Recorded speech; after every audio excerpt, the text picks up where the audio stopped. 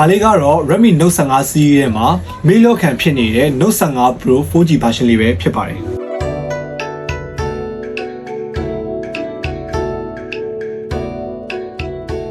ဈေးနှုန်းအနေနဲ့လောလောဆယ်ထွက်ချင်းစစ်သိန်းဝန်းကျင်မှာရှိထားပြီးတော့ storage အနေနဲ့825စစ်ပဲပါပြီး Exynos support မလုပ်ဘူးဒါပေမဲ့ Dual SIM အသုံးပြုနိုင်မှာဖြစ်ပါတယ် Micro SD ကအသုံးပြုခြင်းနဲ့ဆိုရင် SIM slot တစ်ခုကိုဖယ်ပေးရမှာဖြစ်ပါတယ်ကျွန်တော်လက်ထဲမှာကင်ထားတဲ့အရောင်လေးကတော့တိုင်တိုင်ရောင်လေးပဲဖြစ်ပါတယ်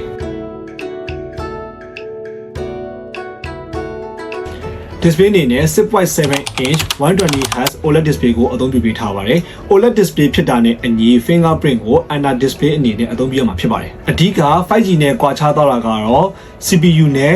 eSIM ရခြင်းမရခြင်းကွာခြားသွားတာဖြစ်ပါတယ် SoC အနေနဲ့ Helio G200 Ultra ကိုအသုံးပြုပေးထားတဲ့ daily use အတွက် AAC အသုံးပြုနိုင်ပြီး Android 15 HyperOS 2 နဲ့တခါလာတာဖြစ်ပါတယ်ကျော်ဘက်ကင်မရာအနေနဲ့200 megapixel OIS ပါတဲ့ကင်မရာတစ်လုံး